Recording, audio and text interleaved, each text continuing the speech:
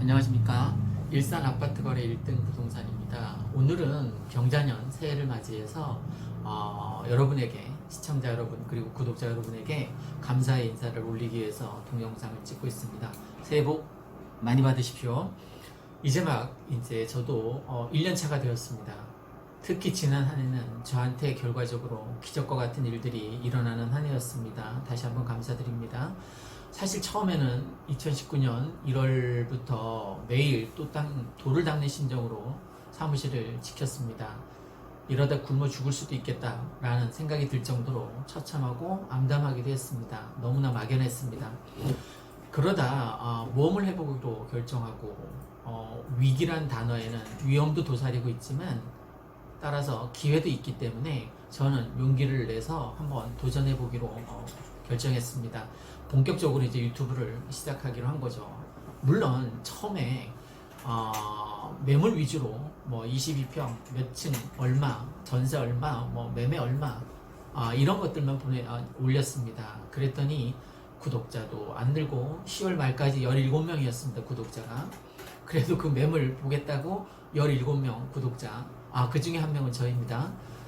구독자도 안 늘고 너무 암담해서 참 막연했는데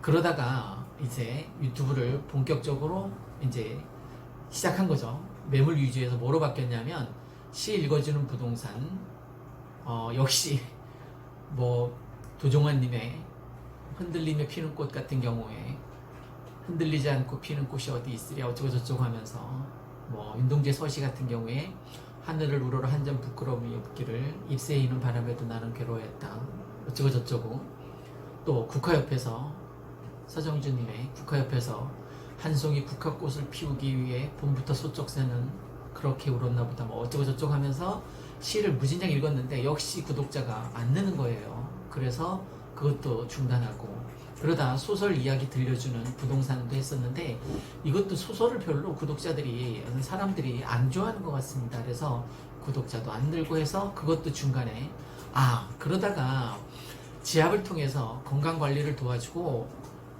그 지압의 효과를 본 사람들이 부동산에 찾아와서 거래할 수 있겠다라고 생각하고 시작한 그 부동산, 지압 부동산, 이게 지금 대박 났습니다. 이름도 재밌습니다. 떡상지압이라고 지었는데 구독자가 벌써 2200명이 넘어섰습니다.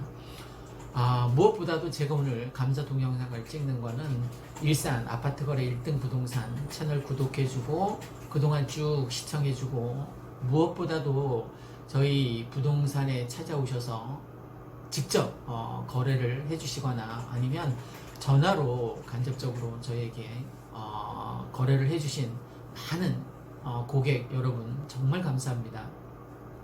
작년 한 해 동안 제가 꿈과 희망을 갖고 살아갈 수 있었던 요인이 그나마 거래가 어느 정도 되었기 때문인 것으로 전 알고 있습니다. 무엇보다도 저희에게 거래를 신청하고 실제 실행에 옮겨주신 그분들에게 정말 심심한 감사의 인사를 올립니다. 무엇보다도 중개수수료 수익도 감사하고, 또 나중에 직접 37평 투자한 것도 많이 감사하고 있습니다. 진심으로 감사해서 제가 이 좋은 기운을 제 혼자 누리기에는 너무 벅차서 정말 진심을 다해서 구독자 여러분에게 다 나누어주고 싶어서 감사 인사 동영상을 찍고 있습니다. 여러분들 덕분에 제가 그나마 남편 노릇, 아빠 노릇 제대로 경제적으로 할 수 있게 도와주신 구독자 여러분, 그리고 곧 구독해 주실 시청자 여러분, 새해 복 많이 받으십시오. 이 복을 얼마만큼 받냐면 하늘 땅만큼 잔뜩 받으십시오. 만땅 가득하게 받으십시오. 한 분 한 분 정말 일일이 찾아뵙고 감사하다는 인사를 드려도 시원찮은데 이 동영상으로 가름하는 마음도 편치 않습니다. 앞으로도 무엇보다 진정성 있게 고객분들 편에 서서 고객의 자산가치를 높이는, 고객의 자산가치를 상승시키기 위해서 더욱 최선을 다해 발품 팔아 뛰겠습니다. 저한테 믿고 전 재산을 걸고 맡겨주신 은혜도 늘 기억하겠습니다. 처음 부동산 사무실을 오픈하면서 맹세한 것 중 하나가 아파트를 거래하기보다 제 신뢰를 거래하겠다는 각오로 처음 마음을 다져왔습니다. 그 다짐대로 작년 한 해 동안 단 한 번도 뒷거래를 하거나 이웃 부동산 물건을 빼돌리거나 한 적이 없습니다. 앞으로도 정직하게 부동산 업무에 임할 각오입니다.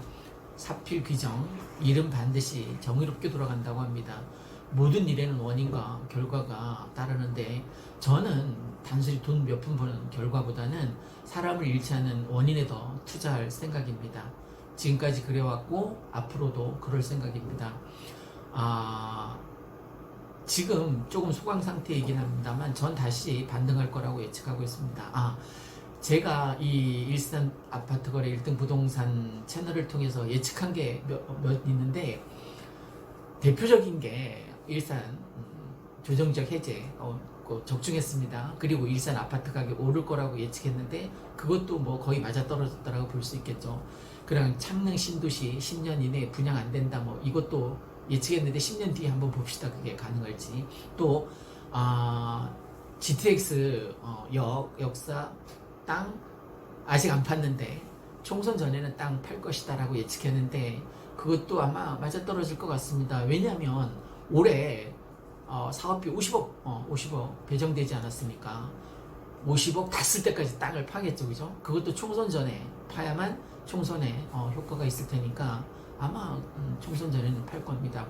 지금 거의 소강 상태인데 이거 곧 반등될 거라고 생각하고 있습니다. 왜냐하면 총선 전후로 전에도 좀 위험하고 후에 해야 좀 더 안정적이긴 할 텐데 어쨌든 저는 예측을 해야 되니까 총선 전후로 해서 전세 대책을 부동산 대책을 내놓을 것입니다.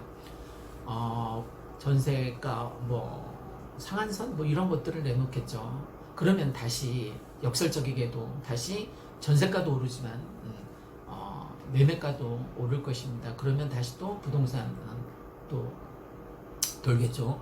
총선 땐 당연히 총통화량이 증가하기 때문에 그동안 투자처를 찾지 못해서 머뭇거리던 자금들이 부동산에 투자될 가능성이 굉장히 높습니다.